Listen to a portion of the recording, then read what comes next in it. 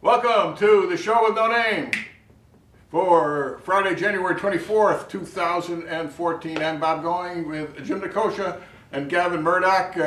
Welcome back, Gavin. Thank you, sir. Glad to be here.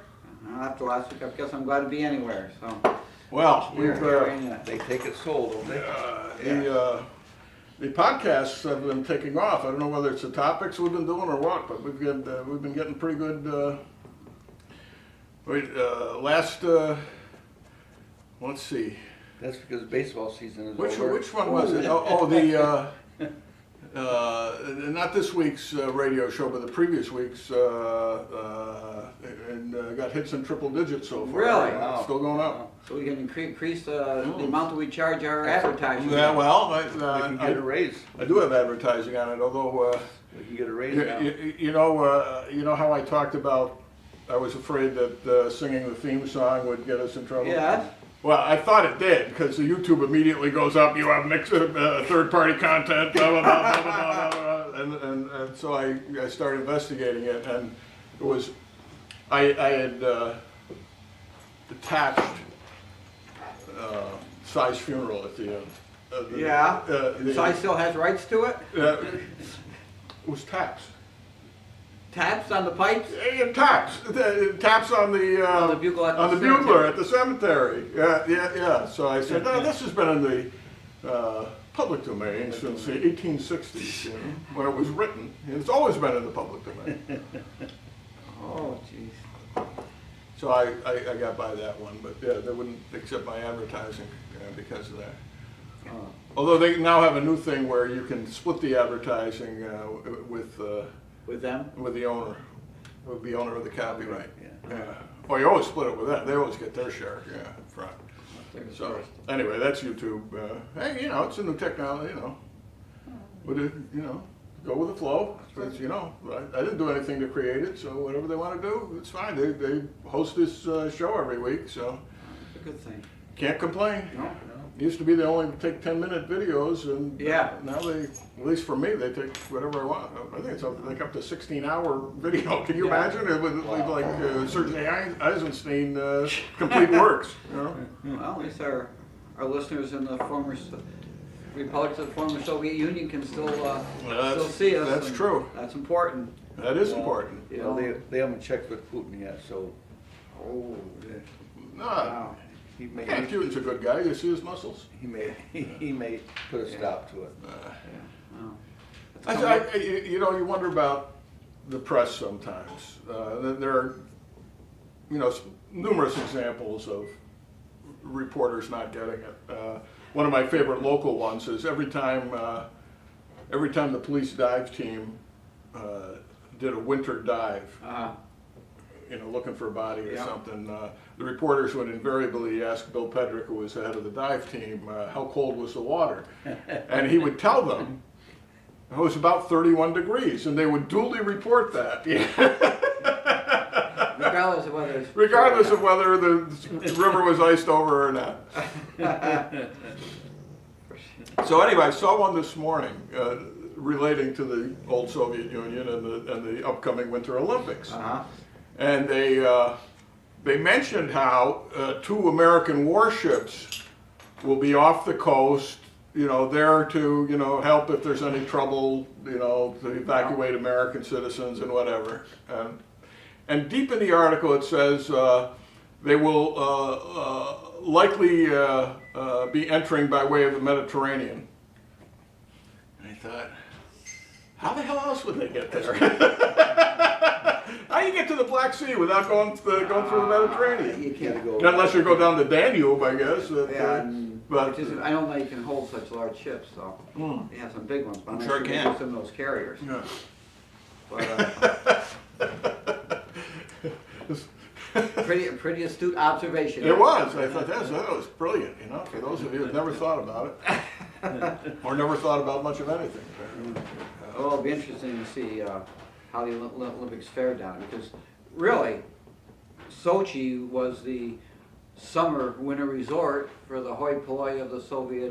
You're right. How are they having Winter Olympics in a summer resort place? I didn't figure they're bringing a lot of snow in. Yeah, they're carting a lot of snow in. Yeah, it's going to be wintertime. but even in the wintertime, because my mother-in-law was down there in November. They went down for 3 weeks in November from Kazan, and you know, traditionally in the last 25 years, the Ukrainians have gone down that way to either Odessa or Sochi to get away from the Chernobyl effect, and hopefully that'll minimize whatever effect there is there. But you know, Sochi has always been the result. It's the Florida for the bosses, and there's some very nice places. So your mother-in-law is now one of the bosses? Is that what you're saying? No. Is she high up in the party? That's what he's telling us. She's high up in her apartment, maybe, but not in the party. She's a small businesswoman over there. Really? What's she doing? Yeah, she runs a business and does seminars for businesses how to function effectively. Get her over here. Get her over here. But that's Have we got a golf course for her? Yeah. Well, I never thought of that. Yeah, that's what her and my wife's sister do. My sister-in-law, that's what they do. They travel all over there doing Cool. seminars. Right. And she's an entrepreneur. Of the, Yeah, I keep forgetting your mother-in-law is probably not like one of those Norman Rockwell grandmothers with the turkey, right? She's a little on the younger side, right? She's a little bit older with a little babushka with fixing big beef. Yeah, but she's not 85. No, she's 16 years old. She's 78. Is she really? Huh? I told you that story, didn't I, sir? I don't The remember any 16s story. of the family. My mother-in-law is 16 years older than Oh. I am. I'm 16 years older than my wife. My wife is 16 years older than my oldest son. My oldest son is 16 years older than my youngest son. Wow. 5 16s. Whoa.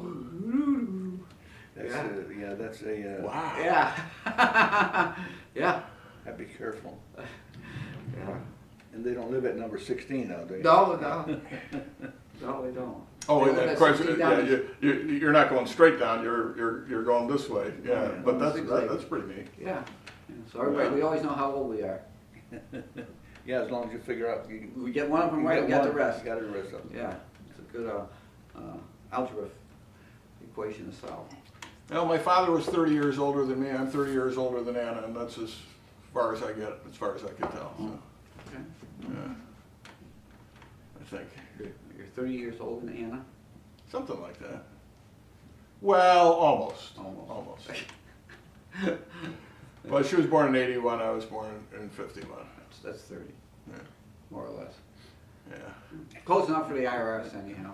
Now, come to think of it, this doesn't work out at all. This is what I always thought. Now that I'm thinking about this, doesn't do it all. My father was born in 22. He's 30 years older than you. There you go. There you go. Well, it's in the family, we're related, it can work out that way. Well, that's right. We're all related. We can find that's right. We're all related. Thank Small city, same heart. God. Wow. Pretty interesting common council meeting the other night, huh? I didn't watch it on the video, although Rick Morrison recorded it, and apparently he did it live like we used to do at the Quib. We could do that again. I just haven't hooked up the equipment. It was on TV. So I did listen to it afterwards later that night. It seemed like I must have missed. Jerry did more talking than the alderman did. I think I missed half of it because. Well, he is the acting mayor, isn't he? Yeah. I don't know. Or he acts like a mayor. That's, Yeah, I flipped it on at 7:30. Supposedly it went on at 7. Oh yeah, they moved up the meetings now. They're starting at Yeah. 7 now instead of the traditional 7:30. Well, I put it on the wrong channel. it is. Well, that'll do it too. At 7, so I said, what's going on here? So, but it was an interesting Diane's article in the paper and her letter. Yeah. Now, I don't know where you want to start. Of course, they overrode the mayor's 2 vetoes, and we already did 2 or 3 shows on the craziness of her intending not to sign the contracts now that they've been passed by the Common Council. She says, "I'm going to take the Corporation Council's advice." It wasn't his advice. She asked for an opinion that says this, and he gave it to her. Yeah. That wasn't advice. If you want advice, you come to me. I'll tell you. Well, she hasn't settled it yet. Well, no, she's gonna wait till I don't know what she's gonna wait for this time. You don't even have to wait 15 days to sign it or not sign it. She's just thinking about whether she wants to sign the contract or not. But, of course, they're gonna talk about the compromise at the committee meeting on Tuesday, the compromise. Holy crap. I've looked Can you see behind that curtain? I say, well, what the heck? First of all, give her everything she asked for the first time. This is her idea of a compromise. Yeah. Except that I'll let you keep Joe Morendo, but he has to be a city employee. Yeah. And therefore I can fire him tomorrow. Yeah. Wow. Go, duh. It's all behind that curtain. Oh, but he'll be eligible to be part of the retirement system. Yeah, I mean, if he's 64 years old, he's gonna. What's he And gonna he takes a decrease in pay because he's got to contribute to the right. Oh, he make a retirement. huge decrease and they were going to take away his carts and his his other side income. So yeah. What kind of salary are they going to give him? Now he's probably making $80,000 a year. But he's got to pay a lot of expenses. Well, now he, but no, they would give him the straight 22, I think, and that would be it. Minus, and then you subtract everything out of that. Right. Yeah, which wouldn't be worth your time. All right.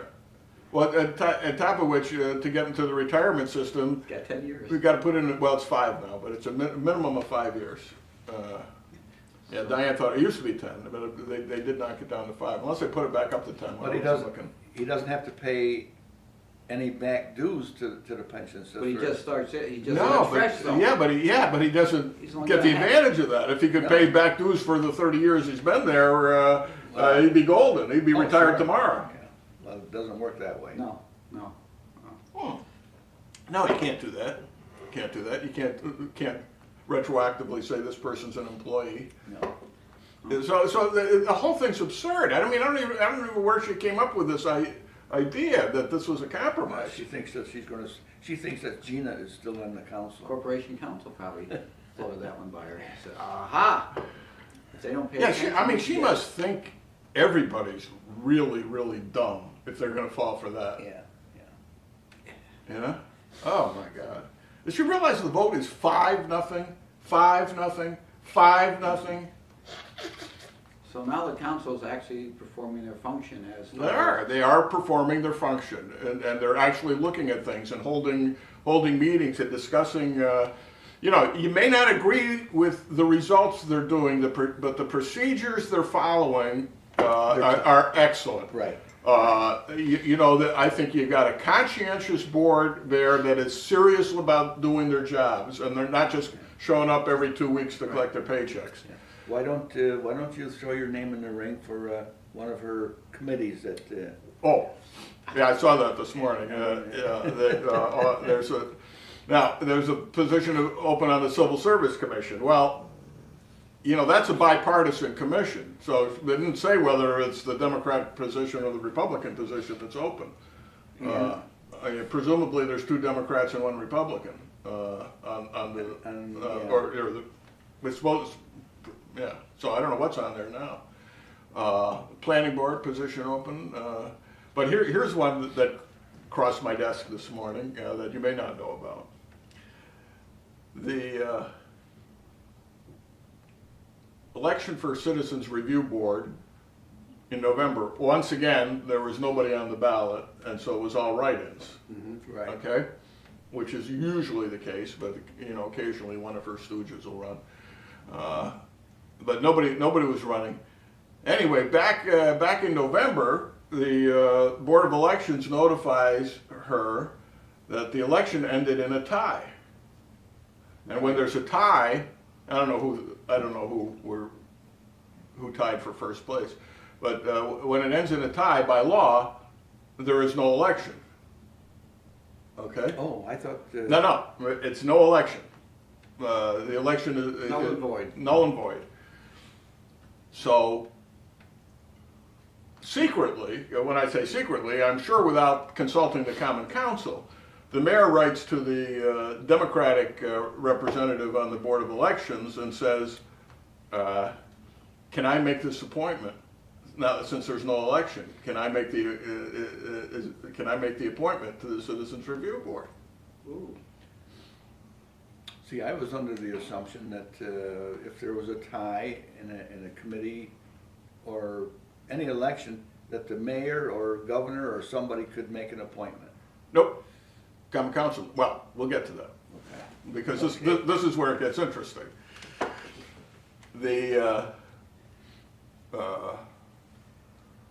So anyway, it gets passed up the line to the State Board of Elections, and they say, hey, ask your corporation council, it's not our job, you know. We don't make that determination. All we do is tell you there's a tie, and there's, really, which is right, that's exactly the right answer. We don't tell you how to fill your vacancies, all we tell you is there is a vacancy. That's our job. All right. So now it comes back and ask your common council, ask your corporation council. Now this is December, January, you know, at the end of January. It's like 2 months after the elections almost. No, almost 3 months, right? Next week it'll be about 3 months. So anyway, not that the Citizens Review Board not having a third member has made the world come to a halt, Yeah, but yeah. so now Corporation Council issues his opinion that it's the duty of the Common Council to fill the vacancy, not the mayor, which shocked me. Well, yeah, I was gonna say. Wow. It particularly shocked me because he's right. He's absolutely right. There's no question about it. But he issued a completely contrary opinion a couple of years ago when Diane Hatzenbuehler was the person who had been appointed to fill the vacancy, and he says, Exactly. no, she's not really serving because the Common Council doesn't have the right to fill the vacancy. You got it right this time. Yeah. So exactly the same situation, and a completely opposite answer. But he did get it right this time. Let's see, the tie was Barnello and Chiara, if I'm not mistaken. This time, or the last time? Oh, the last time. Yeah, I think Yeah. that's right. I think that's right. I think Rogo Rodzinski was one of the winners this time, but I don't know who the other one might have been. Chiara also. I'm not sure. So really, one of them should go on. Well, I'd like to see Rodzinski in the Citizens Review Board. Anyway, so you know, it all depends on who's asking the question when and all that stuff. But it gets right down to this fundamental rule of Republican government, and that is that all Republican as in... and small r Republican, right. yeah. That all power is vested in the legislative body unless it's specifically otherwise. Delegated somewhere. That's why we don't have kings. How about queens? So the or queens or other types of Wow. monarchs or tyrants or dictators or whatever. And our charter specifically says this, and we went into this on one of the shows, the radio show a couple of weeks ago. The charter refers to the powers of the legislature, the Common Council, as being something that says, among other powers they have are these. Mm-hmm. Whereas referring to the mayor's powers, it says these are the mayor's powers, period. In other words, There's no... the legislative is general, the executive is specific. If it's not there, you don't have it unless some other state law or something else says you have this power, you don't have it. And there are all kinds of laws that supersede that, but it has to be there or it doesn't exist. Simple as that. Much like our federal government? our federal constitution. So the interpretation... By the way, we all have our interpretation. we all have our official show with no name mugs today. Yes, we do. Okay, all right. You realize now that I cannot ever shave the beard off without having to buy a new mug. They won't recognize you. So this is there have been numerous opinions from the Corporation Council over the years that refer to the inherent executive powers, which is nonsense. They're not inherent. They're not inherent powers. They're either there or they're not there, period. Which gets us down to, if she doesn't sign the contracts, They go into effect anyhow. they will go into effect one way or another, and the best way to do that is for the Common Council. There's time. The golf season hasn't started yet. For the Common Council to designate somebody else to sign the contract if the mayor refuses to sign it. In other words, if she doesn't do it by the next meeting, they should put in a resolution authorizing the city clerk or some other official, The deputy mayor. or the deputy mayor if necessary. Yeah, yeah, that's right. And they can do that. They can do that. I think she's chafing at the bit, though, having the bit being pulled back on her. That's unlike Well, it's she been the last can't- few years. She can't let go. It's the same with that freaking mural downtown.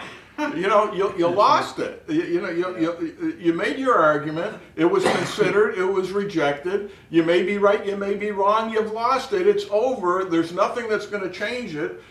Let go. Did you see the specifications they have to undergo, though, now to? Yeah. But interestingly, right after this was in the paper, the same day it was in the paper, I happened to be down at the library, and they got a stack of old recorders, and on top was one from November where the same body said, "Don't do that. Stop doing what you're doing." And then, of course, once it's blown over, then they say, "Yeah, go ahead, do it exactly the way you said you're going to do it." So, but you have to show us. You have to show it. I think that's an example of one of the times that you should simply ask forgiveness, not ask for permission. You should have gone ahead and done it, and Right. afterwards, sorry, it won't happen Right. again. Right. It would have saved a Yeah. whole lot of time, and That's right. I should have over that. Yeah. Exactly. I mean, was this ever? This building was never on the historic designation list or anything like that. I don't even know where they get off. Down the wrong pipe. Okay. Being involved in the first place. I guess because it's municipally owned or something. But it isn't even municipally owned, isn't it? Ada owns it. Ada owns it. Well, maybe they made it that way. I'll accept the fact that they have the authority, but it's a stupid exercise of it. And the mayor was the one who pushed Ada to buy the building. I know. Because they had a couple other people that wanted to buy the building, and they put a bid in on the building, and she talked Ada into bidding the same price. Oh. Which brings to mind, speaking of downtown. Downtown? Downtown, where all the lights are bright. Downtown. Yeah. Oh, God. It was brought to my attention that there's a new Facebook page called Amsterdam Democrats, I think, something like that. And it's only been up a few days, and it's just a love fest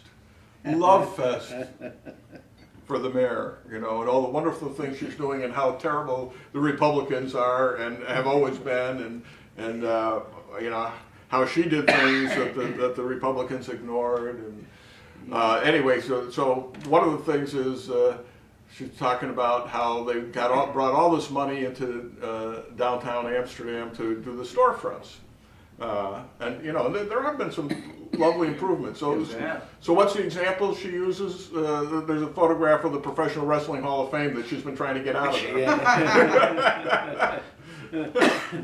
Very good, very good. Oh. Jeepers. Do a little bit better job of promotion than that storefront. And that's probably the storefront that's actually had the least done to it. I mean, Olanders looked the same way when they were there. They didn't change that. Tensors. Tensors, excuse me, yes. I know, I worked there. Just. I was a schlepper. Yeah. I was so proud. I first met Ruth and Irv through the Adirondack Players. I was I got somehow sucked into playing The Ghost of Humphrey Bogart and played against Sam. I was still in college I was a senior in college at the time, spring of my senior year of college.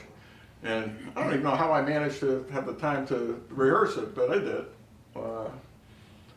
And so they would work in the background doing scenery and or fundraising and things like that. So I got to know them, and I got out of college, didn't have a job, so they said, well, I can use somebody down at the store to help deliver furniture and stuff. I said, sure, what the heck, it paid me, nothing, but That's what the salary practically was back nothing.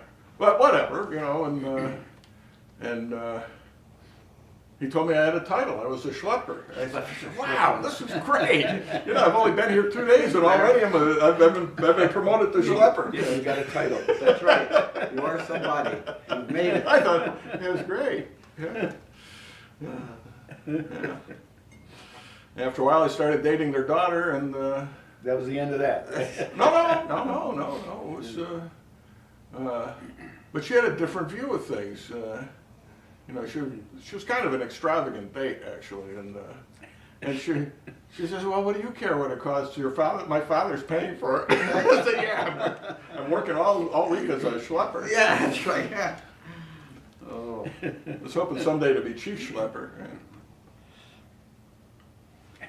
But I learned a lot. It's amazing the tricks you learn, how to get couches around corners on staircases and things like that have come in handy over the years. People just stare at them. I said, no, you do this. And away you go. One of those life skills you need to have. Yeah. It was fun. I enjoyed it. Well, we got out a lot. Yeah. Anyway, what brought that up? Oh yeah, the Democrats, the Democrat page. It's I wish You have to be a registered Democrat to be on the page. I think I think somebody like me would get kicked off the page real fast. I mean, it's the usual suspects who are, oh, wonderful mayor. Oh, isn't the mayor wonderful? I read the I don't have to tell you who I'm talking about. I read the article in the paper the other day in favor of Ann Thane. Who was that woman? That was the one who ran for controller. Irene? Yeah, about the golf course and yeah, that's Aaron Collins. Oh, Yeah. How quickly we forget. well, I read the letter, but I don't. Yeah, it was Irene Collins wrote that. Well, signed her name to it anyway. I demolished that in about 2 sentences when it was posted on Facebook. Yeah. Why would you? The place is performing so badly. Why would you enter into a new contract with a person who's destroyed the golf course? It's all his fault. It's all his fault. He has no authority up there whatsoever. Yeah. But They said somebody called me the other day and they said, well, look at the courses run down. I said, he has nothing to do with the maintenance of that course. Right. I said, that's the course superintendent. Let's talk about this for a minute. When you were on the council the first time, when Duchesne was mayor, the maintenance of the course, the employees were all DPW employees, or like 7 or 8 of them, as I recall. They were sort of under the supervision of the recreation director. Kevin Devine was. Well, while they were at the course, it was. Well, Kevin himself would be up there on the right mowing the lawn and things like that, right? Yeah. And that then when Emmanuel came in, he put in Jim Derrick to manage the maintenance of the course. And then we had debates for about 4 years, the whole 4 years about. One of the problems was that the DPW workers were costing too much, and Jim wanted to put it out, the whole maintenance out to bid. And that didn't go over it. But eventually they made him join. They made him civil service. Eventually, and then they made Jim civil. Yeah. All of a sudden, Jim becomes a civil service employee. Is he still there? I think so. Okay, so somewhere along the line they got DPW to agree to move all the full-time employees out of there, but one, I guess. I think there's only one full-time DPW employee. I think so. And everybody else is a seasonal employee, is not a member of the union. So presumably they saved a lot of money that way. Not quite the same as putting it out to bid, but it's. But the golf course was still paying their insurances. The insurance for those employees was still coming out of the golf budget. Okay, so that, yeah, that's probably how they did it. That was one of the transitional, Yeah. Well, the plan I came up with back then was negotiate with the union, make sure nobody gets fired as a result of this, and transition it out so that everybody who was there remains employed by the city, and over a period of time, it would still make sense for the golf fund to pay these guys on a decreasing basis until there have been enough retirements in the DPW system to absorb those guys. But I bet you they're not transitioning. They're just sucking it out of the golf fund at this point. I don't know if they still are. I don't know if they still are because I saw something about that, and maybe it was in Carl Bay's thing, or somebody wrote about that. I don't know if it was the last year of Joe Emanuel or the year after. Didn't Jim Derrick put in a bid to run the golf course? Yeah. For $300,000. Oh, I don't know what the offer was, but and they said no. They that would include all the maintenance. Yes. He wanted to do his own company, get out as an employee, and manage the golf course. Yeah. And they said no. They didn't want the $300,000. But now they're bitching because they want $50,000 from the golf fund. You know, yeah, go ahead. if this has been an issue over a number of years, 3 or 4 years. 75.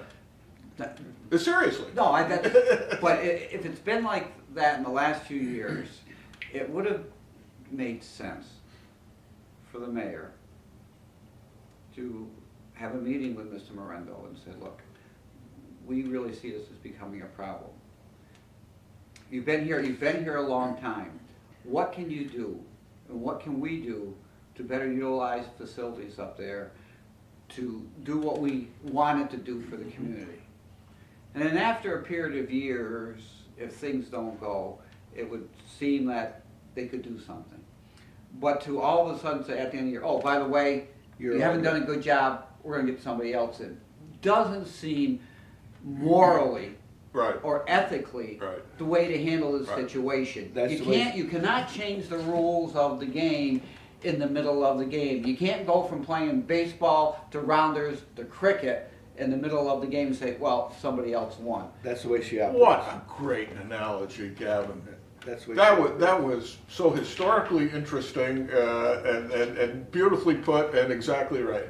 You know, it's the way to do. Not to mention you left out town ball, but that's the way you do things. Yeah. You know, because if you truly are looking out for the interests of the community, you need to present it like that, not like buy and oh now we're going to be doing this. It seemed so wrong. It was so unfair. And the same thing is true of the concessionaire up there. Yeah. That if that was so how was she underperforming? I mean, you're dealing with the banquets they have. You're dealing with the day golfers who come in. And people are going to eat there. It's not like it's I don't think itself a destination. Well, and I don't think there was anybody who had any complaint about the services a concessionaire has been performing. I've heard no complaints at all. And in fact, when they put the RFPs out, weren't they the only bidders? Yes. She was the only one. She was the only bidder. Yeah. I think the problem is she comes in at a price less than what they wanted to get. Well, she got smart. Well, guess what? You know, you can. You know, she's not running a charity up there. She's in there to make money, and she's determined that the only way I'm going to make money is if I pay this much. If you like it, fine. If not, we'll go somewhere else. The restaurant business is probably the toughest business in the world the margin to make a profit. You're right. There is no margin. Hey, you watch Chef Ramsay shows on BBC? Absolutely not. All right. But I've been here in this community long enough to see the number of restaurants that have opened and closed. Yeah. And when they open, oh, this is great. they can't make They it. can't I make mean, it. look at Michael's up there on Route 30. You know, it's gone. You know, it's a tough business. And for her to be able to come in and to turn a profit under the restrictions that she functions and operates under is wonderful. Yeah, and you know, they're responsible for maintaining a good part of that building, if not all of it. She had to buy a lot of her own equipment. But yes, so, you know, so okay, you know, that was fairly put out to bid. That was the only result. You either take it or you've got nobody. Yeah. Right.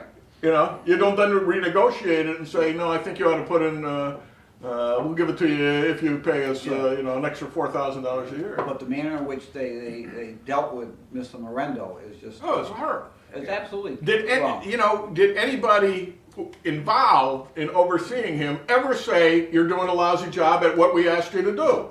No. The commission had the study done by Union College. Union College. Union College kids. Yeah. And they came back with some, you know, suggestions and things. They never talked to the pro about those suggestions. They never brought it to him and said, look, can we do this, can we do that? We want you to do these things. And it's still just a college project, for God's sakes. It's interesting. You get some fresh ideas looking in, but they're not running the business. They've never run a golf course. You know, all they can do is kind of well, this is how you gather statistics, and you make and the thing itself is like 5 years old at this point, something like that. So yeah, there are problems, but the mayor has these imaginary figures that I guess part of which comes from this report that are just out of thin air. Carl Bea did a marvelous job analyzing and destroying some of these recommendations. But you know, some of them were obvious, and we mentioned on the radio Tuesday. Well, with X number of advertising, and in the first year we'll have a 20% increase in revenue. Oh, really? What? What? Right? How? They've had how many area golf courses have went belly up in the last couple of years? You know. They're all having problems. To me, it's amazing that this golf course is supporting itself at this point. It's amazing. Yeah. And yeah, the trend is down, and maybe the day's going to come when we're just going to have to say we're either going to sell it or close it. But, you know, is anybody saying we don't have to do anything? No, but her idea is always spend more money and raise the rates. Yeah. Spend more money and raise the rates. By the way, the Amsterdam Democrats are the party of fiscal responsibility, according to that webpage. And you know, okay, so wait, so we're gonna get this guy from the other golf course to come in, pay him a big chunk of money, keep Joe. Spend all this money on advertising, and we're going to get what in return for it? The same thing we get for all these. You know, her idea is always hire somebody to do the job I'm supposed to be doing. This guy who put the proposal in, the one that they picked to come in, Scott. Did he ask for the salary? Did he ask how much he wanted to run the course? I don't see any figures. Did they publish the results that were turned in from the RFPs, what the proposals were? No, I haven't seen them. I mean, is he going to come in for $21,000 like they're paying Joe, and that's it? Doesn't seem likely. Doesn't seem likely. Not if they're saying that Joe makes $100,000 and they want a share of it. Now, is there anything wrong with putting one person in charge of the whole course? No. I see no reason why at some point that the course manager takes care of the maintenance, the pro, working out things with the concessionaire and using the building and the grounds and setting up tournaments and everything. I have no problem with that. The golf commission is supposed to be directing the golf course. Okay. Instead of doing that, it's like, well, she keeps putting people on who apparently don't know anything about golf courses, and they say, well, let's hire somebody who can tell us what to do. Well, no, that's what you're there for. You're there to tell us what to do. You know. And if they're not doing it, it's everybody who's on that golf commission is somebody she appointed. Exactly. Every single person. Every single? It has to be. She's been there 6 years. They all have to be at this point. Yeah. Well, that They have could be, to. I'm not sure, I'm not sure. There may be holdovers that she reappointed, but everybody who's there is somebody she appointed, including 2 people who were there illegally. Well, we can't get anybody else to do it. Well, do the job then. If you have all the answers on how to run the golf course, what do you need to hire somebody else for? Just issue the orders. We absolutely, again, I've said many times, if I don't like the community development position, if it's there, there's no better person to have it than the guy who's in there, okay? But according to the charter provision, the clock's right there. According to the charter provision that set up the Community Development Agency, the person in charge of community development is also the responsible for managing ADA, managing urban renewal, and being the person who applies for Grants. And writes the grants. Grant applications. Well, okay, if you got one person doing that, then there's X number of dollars available. ADA kicks in some, urban renewal kicks in some, and the city kicks in some. Well, that's not what they're doing. No. Wholly aside from there's constitutional problems with that, but that's not what they're doing. Now there's 3 positions. You got 3 people doing that, plus a mayor who says that you got to elect me because I'm an expert in marketing the city. I'm going to do it, she said. Well, how's that working out? Yeah, exactly.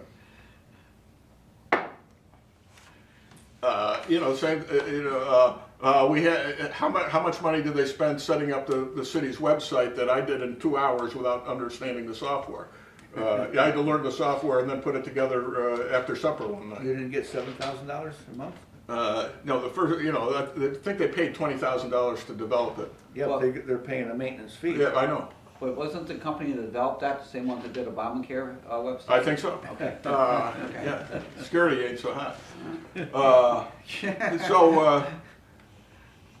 So what happens? Well, now to keep it up, I have to have an assistant in my office. We have to, we have to have the guy who called himself what was it?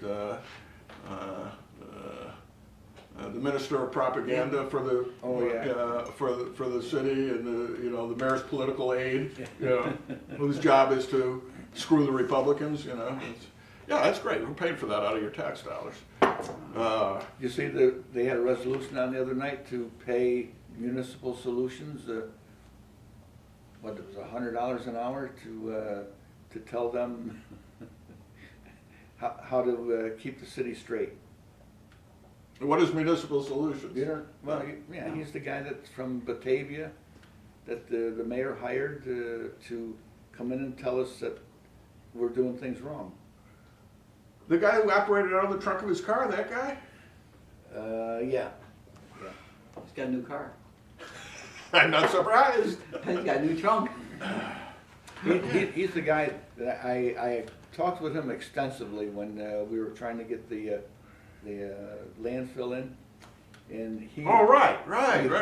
He wholeheartedly endorsed the landfill,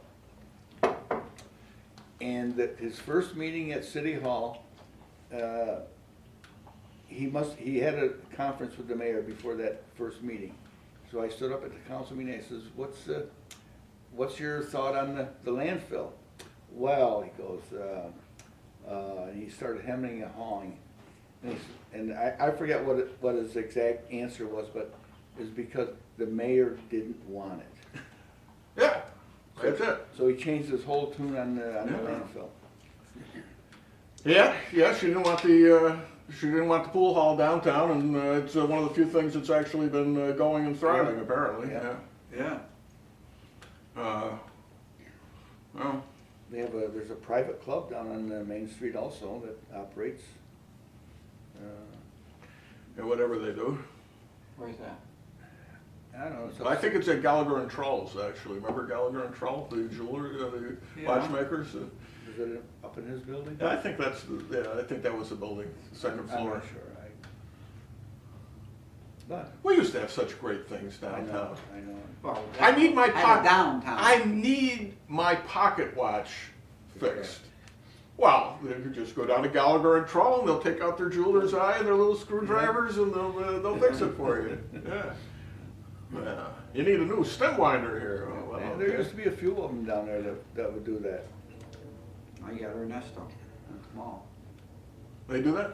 Yeah. I think Ernesto Yeah, he does does. that, yeah, he does repairs. He does. Good. Took Misha's watch down to get it fixed. I like to take my wife's watch down there and get it fixed, because she's always running late. She blames on the watch, so if I get the watch fixed, she won't be late anymore. Every clock in this house has got a different time. The only one I can rely on is the one that's hooked up to the Time Warner cable, because that's exactly right every day. Is that through Naval Observatory, or is it Green Many? I think it's on the atomic clock. Atomic clock Yeah, out of the yeah, Naval Observatory. yeah. Yeah. I used to have the atomic clock on the computer at WCSS. You know how I have to look over my shoulder to see what, because the official clock is where you can't see it. But the atomic clock, of course, is right up to the second, and After it was in. but they've got 42nd, they've put so many restrictions, and I understand why on that computer that you can't download anything that's useful. We couldn't even download the theme song the other day. Yeah. Well. So, Anyways, the mayor is just an expert at making up numbers. I think I finally erased it. Remember they did that after one of our shows. They had that thing at the Riverlink Park. Yeah. Where they got everybody, all the dedication. Democrats in action to show us what the future of the river is and all that stuff. And Paul Tonko got up and said that the new bridge, the new pedestrian, no, it's not a bridge, it's an overlook. The new overlook will bring in tens of thousands of visitors a year. And the mayor interrupts him and says, hundreds of thousands. What's their basis for that? None whatsoever. They just make up the number. No, their basis is the one down in Poughkeepsie, down that area that. Which has a terrific view of the Hudson. Yes, yeah. And they do get a lot of visitors. Yeah, and they're at the end of the train line from New York. Yeah, and it's a different area altogether. Well, now I'm reading. On the Democrats, the city Democrats site, it says. It's talking about that one of the thousands of postings they did in 2 days. There will be estimated 30,000. She's downgraded. The 30,000 people a year visiting the Overlook with a 60-40 percentage, meaning 60% will be day drivers and 40% will actually be coming and staying overnight so they can walk over this Overlook. When they first. Honest to God! These same people were telling us that the city population is going to triple over the next 10 years because of the AMD thing in Malta.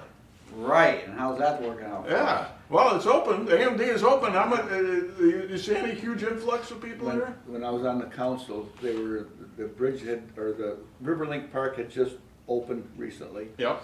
And they're touting how this one west of here had a Riverlink Park like ours, and how great it was and how terrific it was and everything. So I got on the phone and I called the mayor of that village, and I says, I asked her about it. She says, yeah, it's terrific. I says, do you have to cross the railroad tracks to get it? She says, no. I said, do you have to walk across the bridge to get at it? I said, no. I said, well, we've got one down here. I said, and you can't get at the park unless you go across the bridge to get there. You gotta walk across the bridge to get there.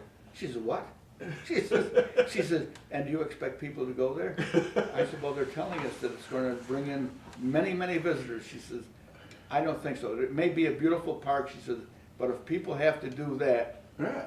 Well, you have to walk about a quarter of a mile to get there Yes. at this point. or be pushed in a wheelchair, which is, somebody's still doing the walking, You know, right? she says, you can have a beautiful park, she says, but if that's the way you've gotta get there, she says, I doubt whether you'll get the traffic we get. But you've automatically got 17,000 people who view it every year.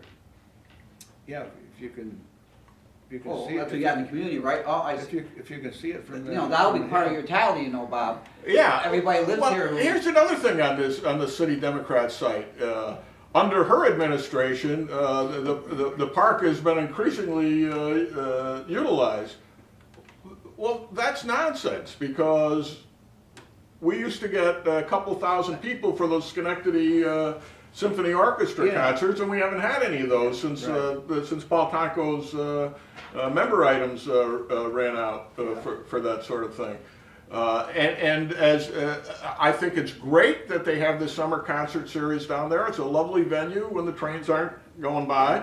You know, it's a beautiful spot, You get a good absolutely crowd. beautiful Yeah, spot. it is. down for that. But even the summer concerts are not drawing big crowds. That's the way You know, it you is. see the photographs, and there's huge spaces available. I'm not saying we should discontinue them. I think they're wonderful, but it has not been the economic engine revitalizing our downtown and causing tremendous economic development all along the riverfront. It's Well- caused no economic development around Well, the that's riverfront. because we don't have a train station down there. That's true. You know, I had to take one of our guys from the house say down to a doctor's appointment. And we're sitting there in the doctor's office waiting, and two of the doctors were talking outside. And the one said, I've got friends coming in, they're gonna, you know, taking the train up to Amsterdam. And the one says, where are they getting off? She says, well, up at the train station. She says, can you believe that really is a train station? Do you realize, I didn't even know the train even stopped up here. Oh, yeah. She said, I usually have my friends get dropped off in, you know, Newburgh or Rensselaer, or one of those places, and then I drive them up, she says, because that's nothing. And it isn't anything. It's not accessible. It's not in a place that you want to stop. You know, you don't want to go down there and wait for a train, because there's nothing to wait for except a train. You know? Well, you're not going to hang out there. that's Yeah, for yeah, sure. no, Particularly you're since not. it's been closed since the Yeah. flood several years Yeah, ago. you just kind of stand around outside, you know? It's just... Well, you know what it has become now? I mean, Amsterdam used to be a fairly major stop because there was businesses here and people were coming, doing their buying. And I remember Mortan Guttenberg getting on and off the train at the downtown station coming from buying suits in New York, you know? We don't do that anymore, okay? There isn't any of that commerce going on that is drawing people. It's become like it used to be in the old days, where there would be station stops in Tribes Hill and Fort Hunter, depending on which side of which railroad track you were on, and Norriesville, and I mean, there were real New York Central stops at places like Tribes Hill and Fort Johnson, okay? Well, of course, there is one practically in Fort Johnson now. It's probably not. It's probably not far from where the old station was. But the fact of the matter is, we are no longer important. We're not relevant. To the. I'm calling it the New York Central system, but of course it's Amtrak or whatever. We're not important to the Amtrak system because people don't use it. Why don't people use it? Because they have no need to use it. Yeah, there's only whenever that train stops, you'll be lucky if you see 3 people get off. Get off the train, or a couple people get on. We have become irrelevant. Yeah. The city of Yes. Amsterdam and the capital district, we've become irrelevant. And so they say, well, maybe it's because the trains don't come here at convenient times. That's right, because we're not important. We're not important. We are, we are Tribes Hill. I mean, if Amtrak was running on... Not that there's anything wrong with Tribes Hill. No, there's nothing wrong with Tribes Hill, but where's their train station? It's gone. Yeah. So, without a reason, if Amtrak was operating as a business, as opposed to a subsidized quasi-government operation. This train station in Amsterdam would have been gone years ago. Yeah.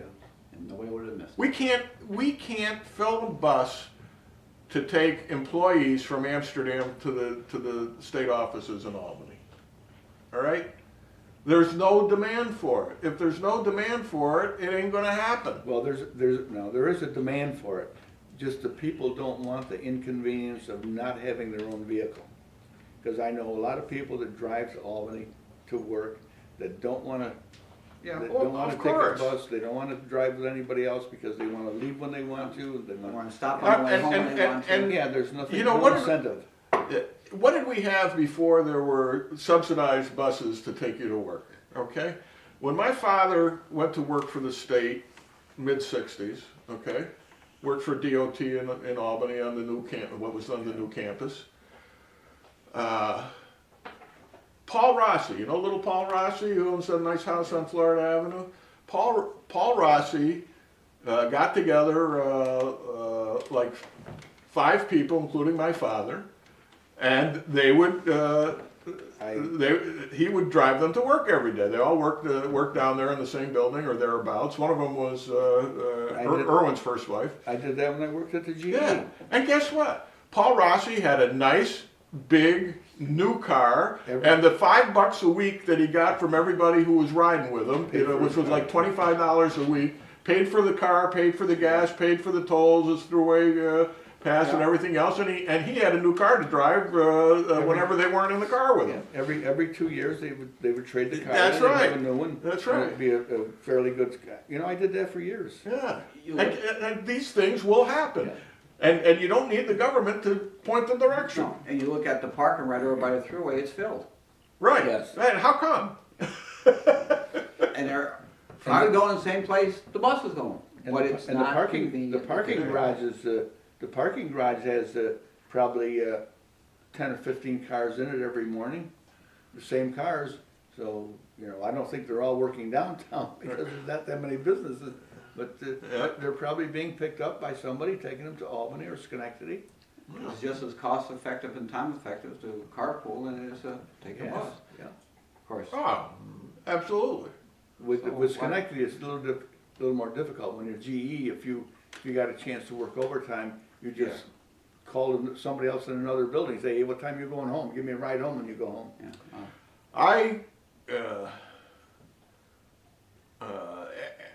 After I spent 2 years at Albany State on campus and 2 years commuting. And I carpooled for a bit, but I came home every weekend, even when I was down there. I never had trouble finding a ride. There were Doug Berge, you know Doug Berge, my friend, Doug. He in 4 years, 5 years, I think he stayed for a master's degree. I'm not sure, but he was there at least 4 years.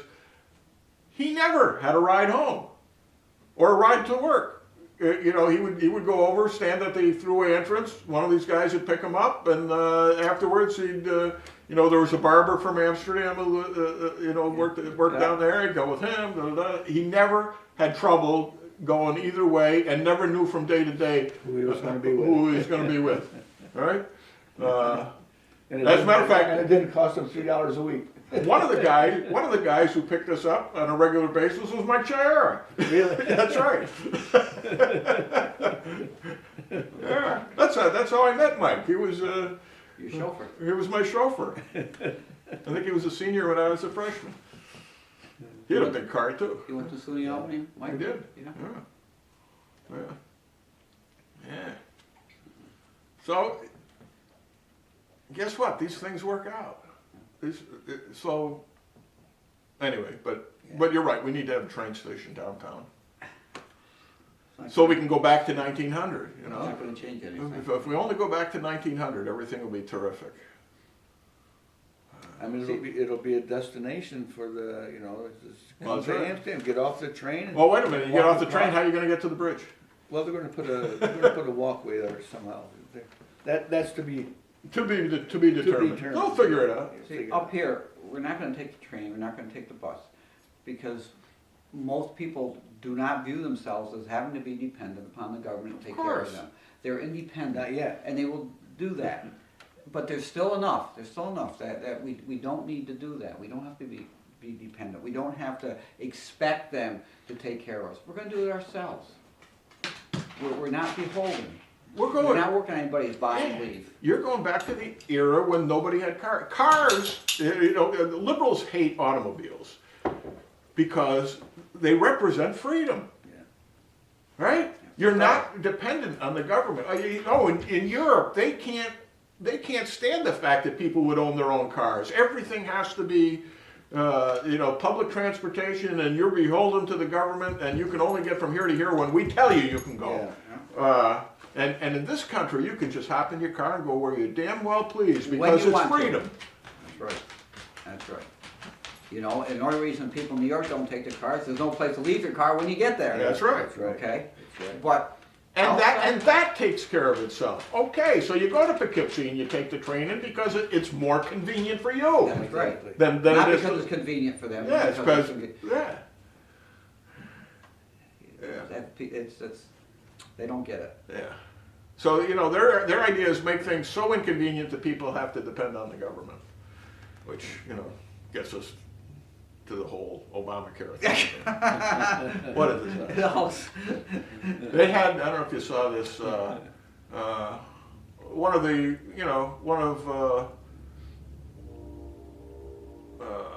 Is that a train not stopping in Amsterdam? That's a train not stopping in Amsterdam, otherwise they wouldn't be blowing the horn.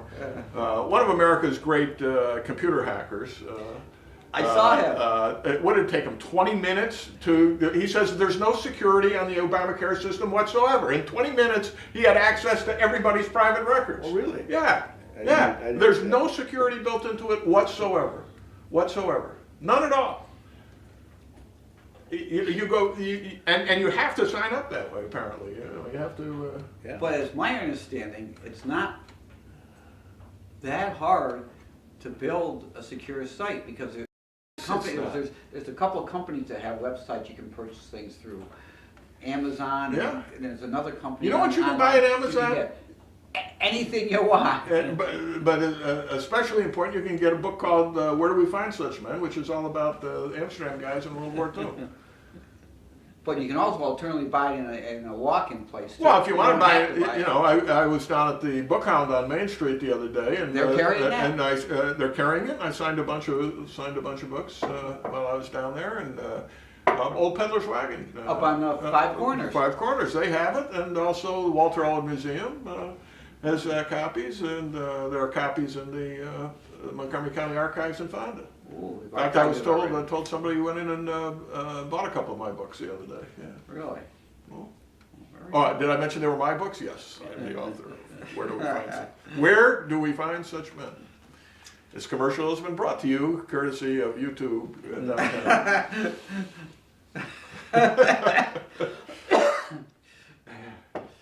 Wow. No, anyway. But yeah, I mean, if these companies can make sites secure enough, you would think that the federal government would have.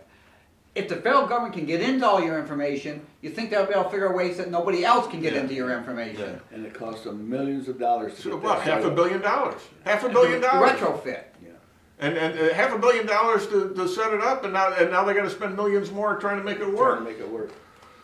These insurance companies, at this point now, we're almost into February, and they have yet to figure out what the subsidies are. So they're guessing as to what people, they're taking them at their word, and the insurance companies can go belly up as a result of this because the government subsidy part of the program hasn't been figured out yet. Unbelievable, unbelievable. And we're gonna, our health insurance from Mary's retirement place, and I said, yeah, maybe it's cheaper going on this exchange. So I actually talked to an insurance guy who had done it for himself, and I said, so what are you paying? Yeah, he's paying as much or more than as I am for the same coverage. For the same coverage? Yeah. So we're going to stick where we are, I guess. Why go through the hassle for nothing? Yeah. And you're never sure it's gonna work. And then I open up my social security number and everything else to every hacker in the world, you know. Not only that. Maybe all the American hackers would be honest about it, but do you think I trust those guys in Kazakhstan? I think you have to give them Or- your bank account numbers too. Yeah. With that, I know about like Yeah, that. I thought when this whole thing started and you're gonna do it, that you'd be able to go in there and, other than putting your name in and what kind of cards you're looking for, be able to go in and open up the stuff to find out what's available. But you have to sign up before you can Before find you out find what's out. in there. Right. You have to give them all your information Before you can find out what's in there. Oh, Chippy Dog, the official super dog of the show with the name. Come on, over here, Chip. Okay. You know, and that's the way it should be, because people get locked into this stuff before they're really aware of what they're Right, locking yeah. themselves into. Then you're like, oh. Then where are you? Yeah, where are You've already given them all your information. Now, Is there any way to get out of that after you get in? oh, sure. You mean to erase your information? I don't think so. No. Some people have to sign up 3-4 times because of. Oh, yeah. But you know, why can't it be? Wouldn't you expect it to be like Flow on the Progressive commercials? Hey, here's a list of here's your Yeah. options. Name a price and we'll make a plan for you. Put a tick. No. You will take the plan we tell you, and we're making it easy for you. We're only giving you 4 options. Yeah. But I did get suspicious when the plans are called gold, silver, Yeah. bronze, and platinum. Wait a minute, what's this? The Olympics we're Yeah. talking about here? Oh, yeah. That's it did. Yeah. That was my first indication that this is a lot less than what they thought it was. They told us it was going to be. And nobody's saved any money doing this. Now, of the people who have signed up, and that's it's an incredible figure that I just saw. And who knows what they mean by signed up, because a lot of people haven't paid their premium, so they're not doing it. Something like 75% already had health insurance. So only 24% of this minuscule number that have signed up are actually people who did not have insurance before. So the fact of the matter is you've disrupted 1/6 of the economy by going through this, and the end result is fewer people have health insurance than had it before, and everybody who's got it is paying more. Yeah. And wait till you see the bailout, what the bailouts are going to cost. Something like,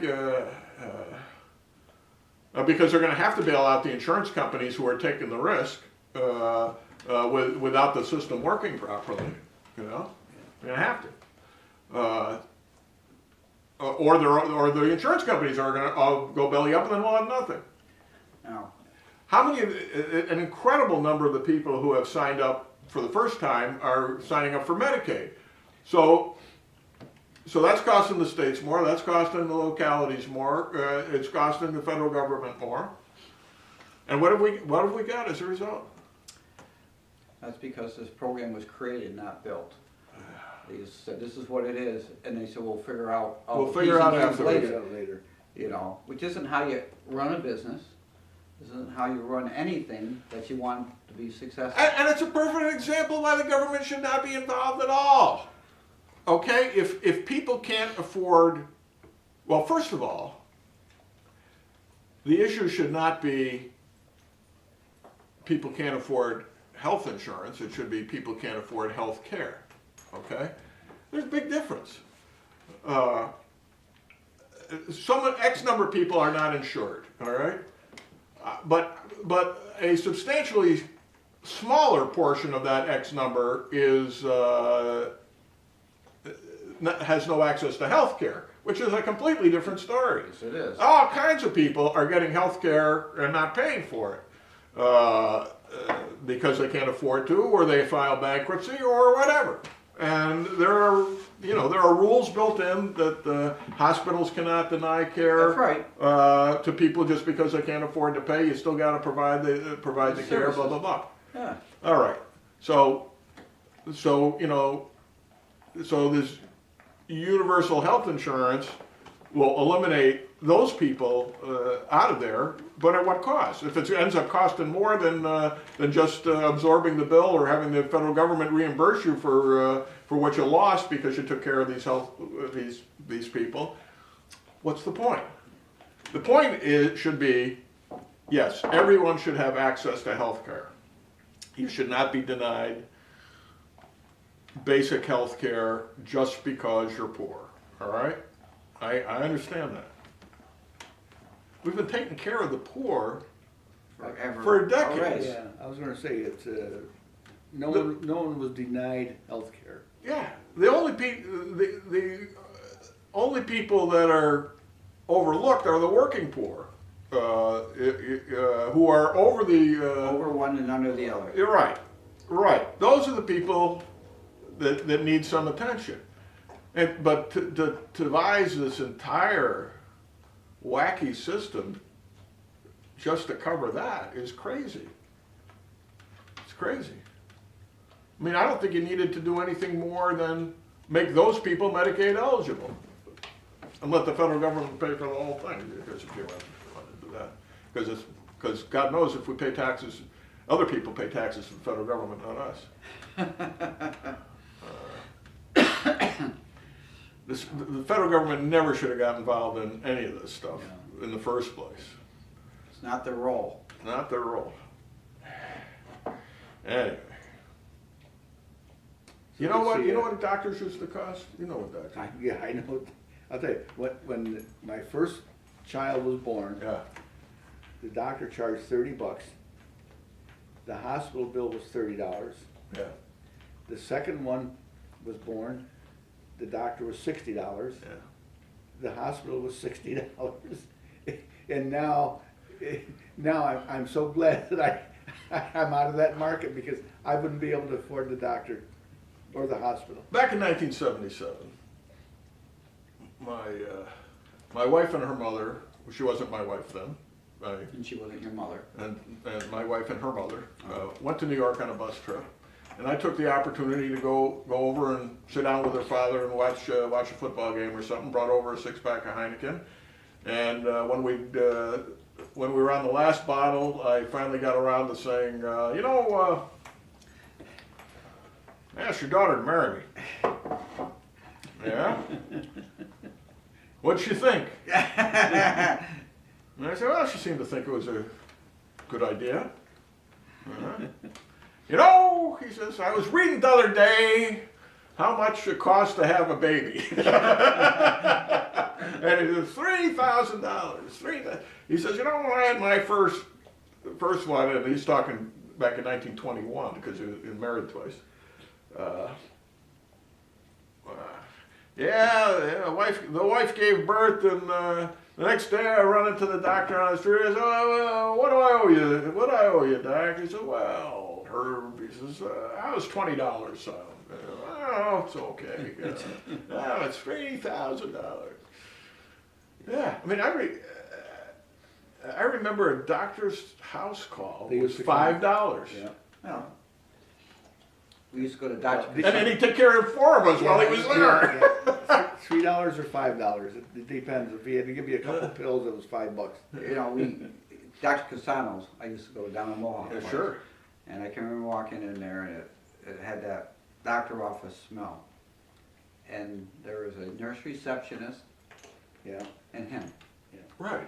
I go to Dr. Diamond, and I see the receptionist, and they've got a room full of clerical people dealing with all the BS Right. of forms and requirements and bills and Insurance. approvals and disapproval. Right. I mean, he's supporting, his practice is supporting 40 people. Yeah. Okay? Because of all Right. the layers of bureaucracy Right. and the complexity of what's going on. And that's not even counting what's happened since the 1st of January. Okay, and I asked him when I was there last week, I said, what's going to do to you? He says, I don't know. He said, one, I'm glad I'm not a doctor just starting out. He says, we're not sure how many more people are going to have to hire.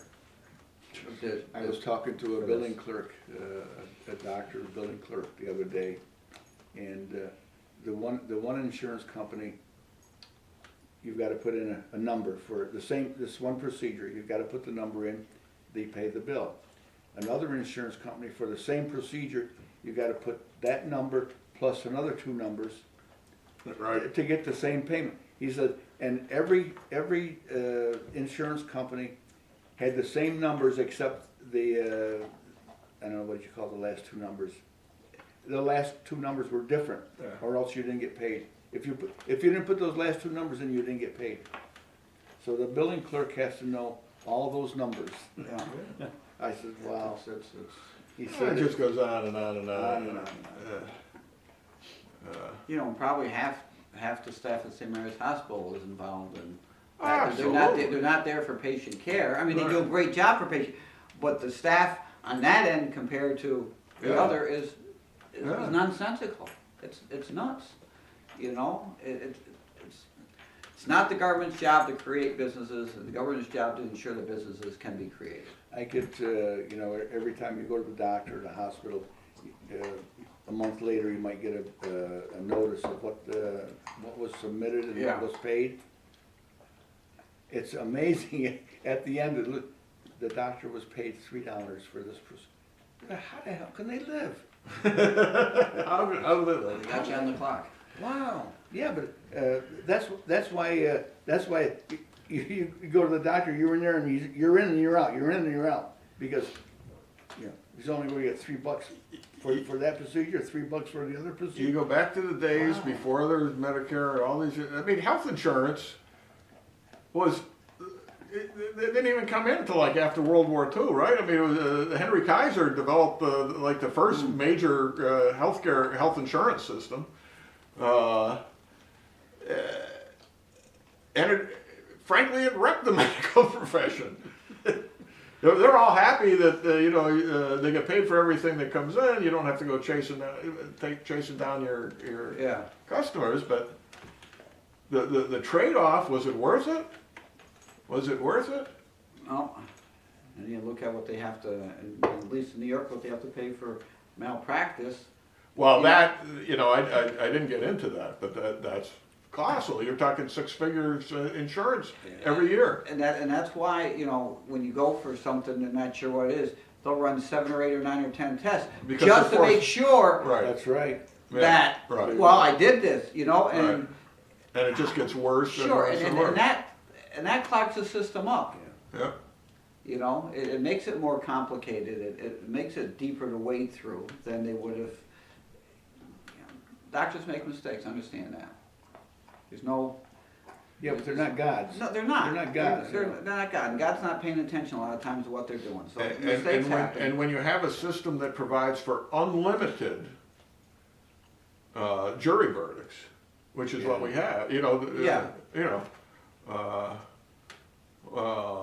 Well, how much is this worth? Well, it's whatever they feel like that day. And in Yeah. New York, it's worse than everywhere else because I don't know why. Because people get on juries say, "Well, let's screw the insurance companies." Well, they're not screwing the insurance company; you're screwing yourself. Everybody else, that's Yeah. right. Yeah. But every time they try to put a limit on tort. general damages, Yeah. the plaintiff's bar is up in arms, and they support the Democratic Party in huge numbers. Well, Don't tell me they're the party of the poor and the working people. They're the party of the rich trial attorneys. And it's look what we're doing for the poor people. Yeah. You see the freedom of the Open meeting law? open meeting law. They cited it against Schumer and the county legislature. They had Oh no. an Yeah. illegal meeting. They had an illegal meeting. They closed the doors. They had the legislature met with Schumer. Schumer. They closed the doors. Nobody would let in. And somebody complained to Freeman, and he said, "No, you can't do that." Wow. He said it was a quorum. How old is Freeman? He's been there since that law was passed. I don't know. I don't think there's anybody there. I think it's just a website that they just type it in. You mean you think he probably retired 20 years ago? Yeah, They nobody still knows. use it? Nobody knows. Nobody knows it. They just kept it a secret. Yeah. Because it was a closed meeting, nobody knows. Closed meeting, nobody knows. Wow. Wow. Yeah, he wanted to tell the legislature what his ideas were to improve the economy, I guess, or something to that effect. Yeah. Gosh. I feel better for you. Too bad the reporters don't know about what he had to say. I'm sure it was really stimulating Yeah. and important. Yeah, it was so secret, nobody knows. That's what it is, everything he comes up with is secret. He's Amazing the power that guy wields. I know. I don't ever remember a senator that spent as much time on the road as he does. How does he get anything done? Ah, there's the key. What's he get done? He gets done exactly what he wants to get done. He gets reelected because everybody knows him personally. You know, he was. Every week he's got a different bill that he wants to introduce because he's got to straighten somebody out. All right. Right. None of them ever get passed, but you know he's probably going to be take Harry Reid's place when Reid steps down. You think? Yeah. Now he wants to drive the Tea Party out of existence. You know. They don't belong in New York. Well, Cuomo just wants to run out of New York. I noticed the last few times that Schumer was cited in the newspaper with his picture, Paul Tonko wasn't in back of him. Really? Yeah. He must have been out to a different dinner. Wow.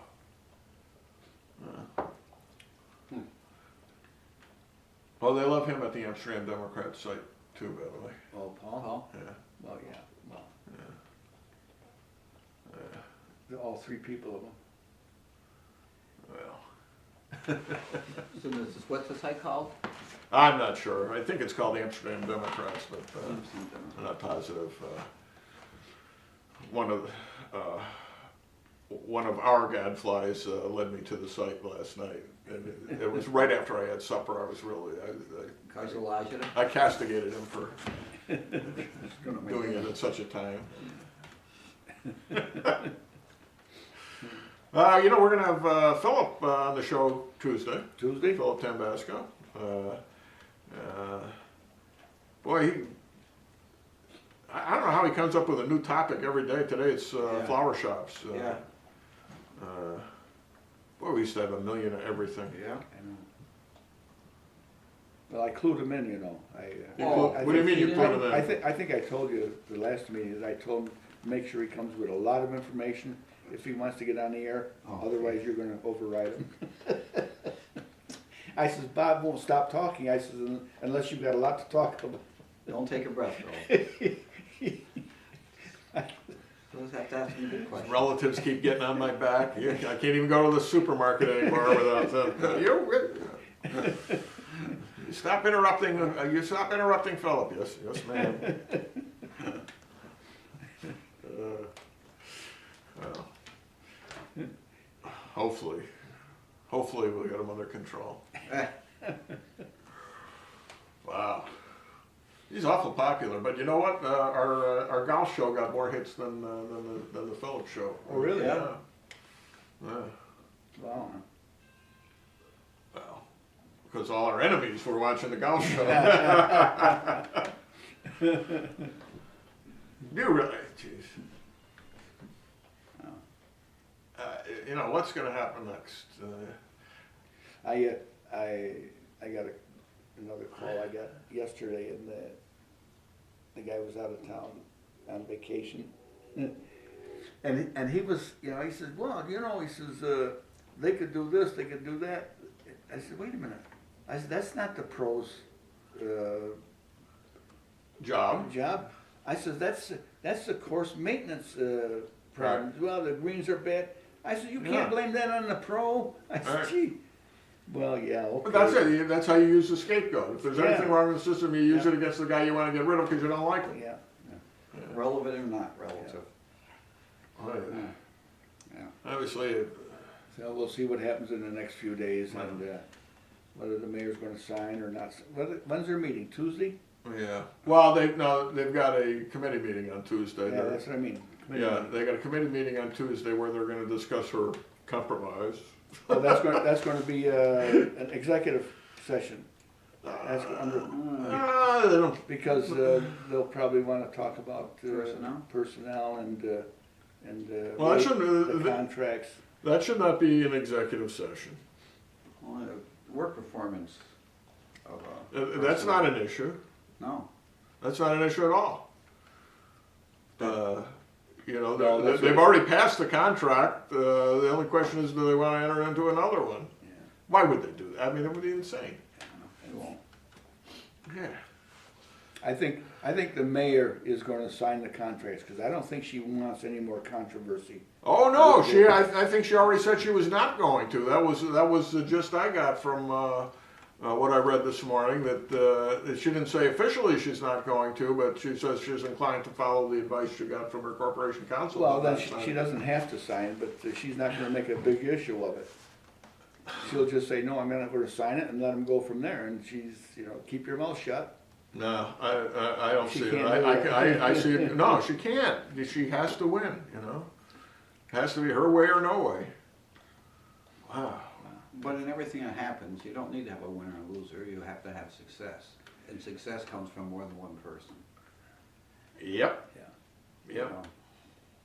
Now, if they just ignore her and the controller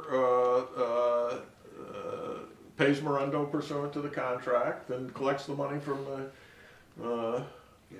then, everything's cool. Right? Yeah, yeah.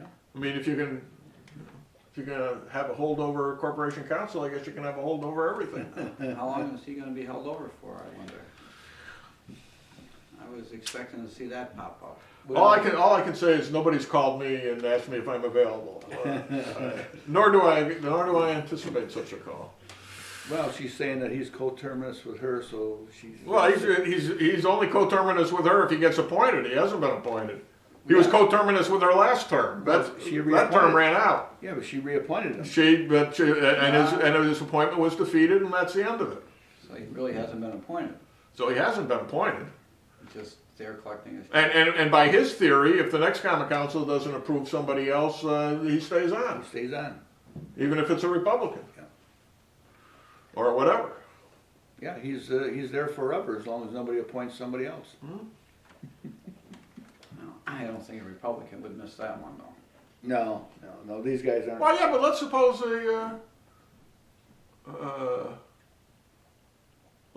the Democrats take over the council, Well, okay? yeah. And the new Republican mayor appoints, Oh, yeah. so whoever. So they appoint me. Yeah.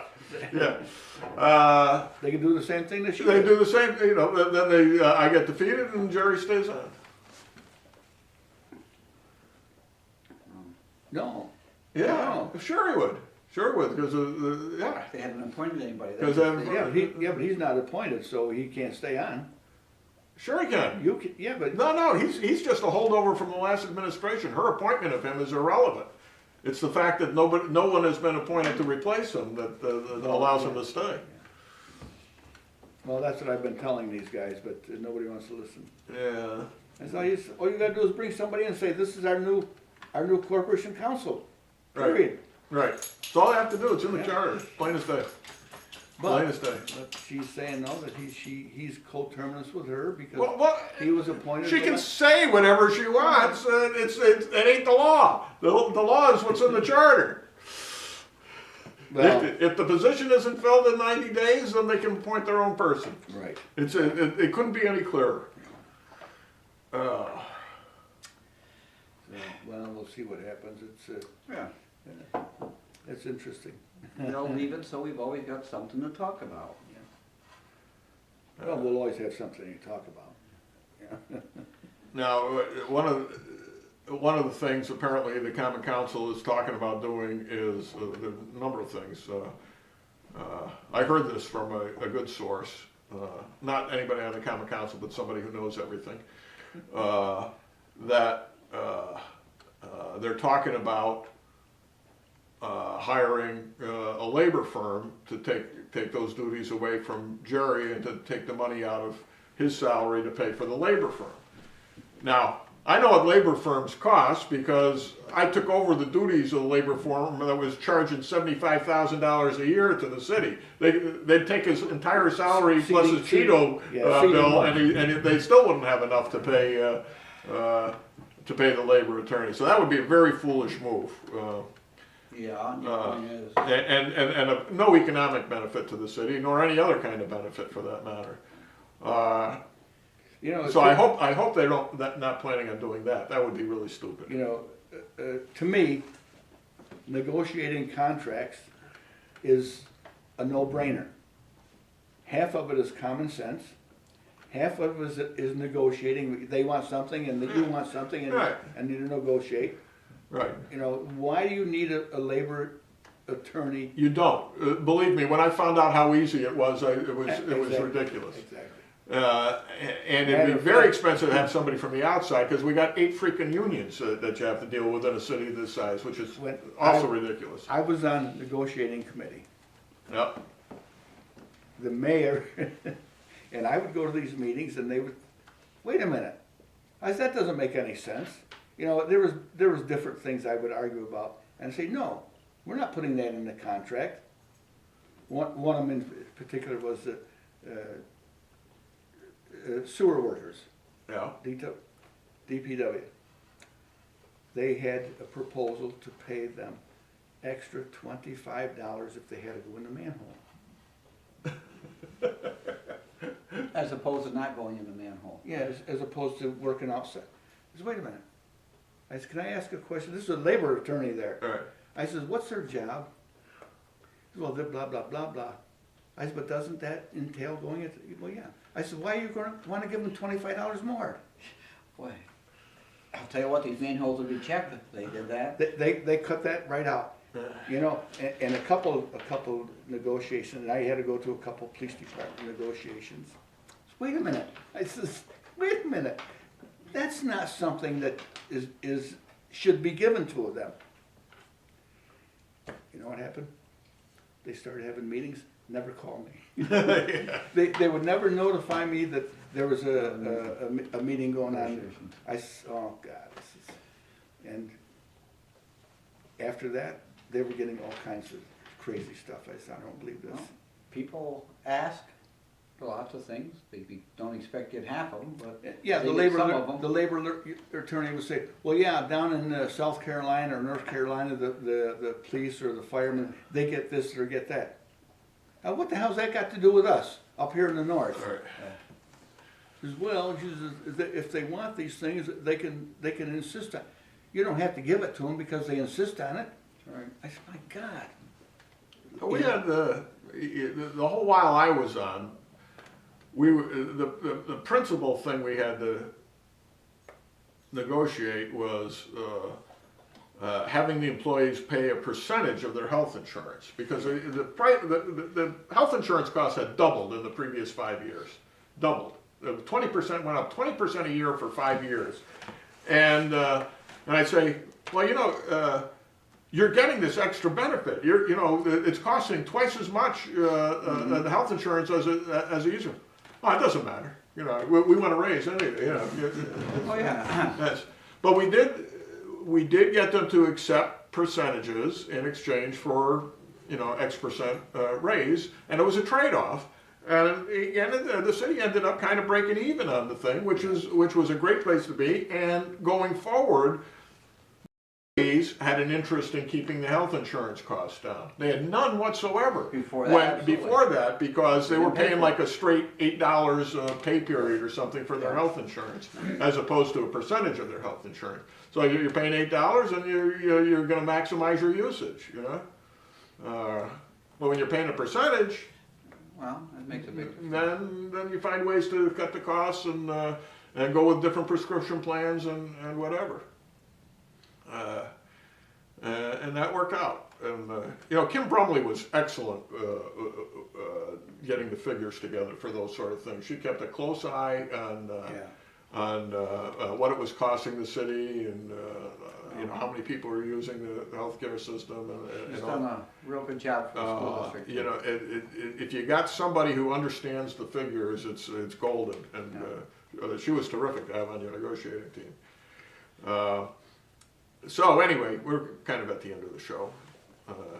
We're not going to sing the theme song today. We'll wait for the radio show on Tuesday. On Tuesday. We'll have 4 so we can do like a quartet. Oh, that's right. That's right. I'll have to send Philip the lyrics. Yeah? Yeah. Be all set. Yeah, that'll be good. All right, so we'll be back on Tuesday on the radio, and we'll probably video it. It's an anniversary show. And it's our anniversary show, and it'll be Gavin's birthday as well. So. Along with the Admiral. Huh? The Admiral. And Bruce Conor as well, and don't forget the 26th Sunday is Douglas MacArthur's birthday. So, in case you're. He returned, and so will we. But we'll return on Tuesday. That's right. We shall return. We shall return. With more of the show with no name.